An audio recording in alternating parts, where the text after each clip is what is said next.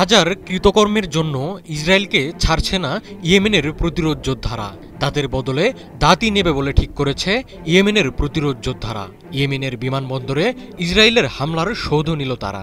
ইসরায়েলের প্রধান বিমানবন্দর বেনগুরিয়নে হাইপারসনিক মিসাইল হামলা চালিয়েছে ইয়েমেন। প্রতিরোধ গোষ্ঠীর মুখপাত্র জানিয়েছেন, এই হামলা নির্দিষ্ট লক্ষ্যবস্তুতে সফলভাবে আঘাত হেনেছে এবং বিমানবন্দরের কার্যক্রমে বিঘ্ন ঘটিয়েছে। গাজায় আগ্রাসনের প্রতিশোধ হিসেবে ইসরায়েলকে পঙ্গু করে দেওয়ার মিশনে নেমেছে ইয়েমেন। এজন্য দেশটির প্রধান বিমানবন্দর বেনগুরিয়ন এবং সমুদ্রবন্দর হাইফাকে নিশানা করেছে প্রতিরোধ যোদ্ধারা। বলে কয়ে নিয়মিত বিরতিতে দেশটিতে চালানো হচ্ছে মিসাইল হামলা। ইসরায়েলের আকাশ প্রতিরক্ষা ব্যবস্থাকে দুর্বল প্রমাণ করে লক্ষ্যবস্তুতে আঘাত হানছে প্রতিশোধের মিসাইল। বন্ধ হয়ে যাচ্ছে উড়োজাহাজ ওঠানামা, জীবন বাঁচাতে নিরাপদ আশ্রয়ে ছুটে যাচ্ছে মানুষ।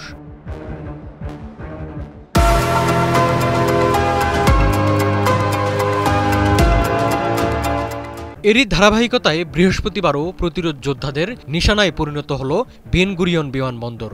এদিন একটি হাইপারসনিক ব্যালিস্টিক মিসাইল ছুটে যায় বেনগুরিয়ন বিমানবন্দরকে লক্ষ্য করে।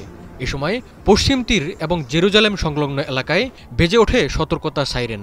মোবাইল ফোনে জনগণকে পাঠানো হয় সতর্কতা। তবে এই হামলায় এখন পর্যন্ত কোনো প্রাণহানি বা বড় ধরনের ক্ষয়ক্ষতির খবর পাওয়া যায়নি। ইসরায়েলি সেনাবাহিনী দাবি করেছে, তারা আকাশে একটি মিসাইল আটকে দিয়েছে।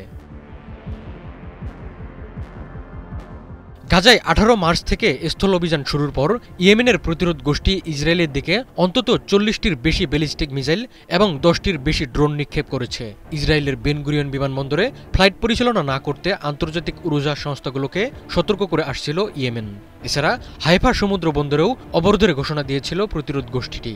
এসব পদক্ষেপের প্রভাব পড়তে শুরু করেছে ইসরায়েলের অর্থনীতিতে। প্রতিরোধ গোষ্ঠীর মুখপাত্র হুঁশিয়ার করে বলেন, নিষেধাজ্ঞা অমান্য করে কেউ উড়োজাহাজ পরিচালনা করলে ভবিষ্যতে আরও কঠোর পদক্ষেপ নেওয়া হবে।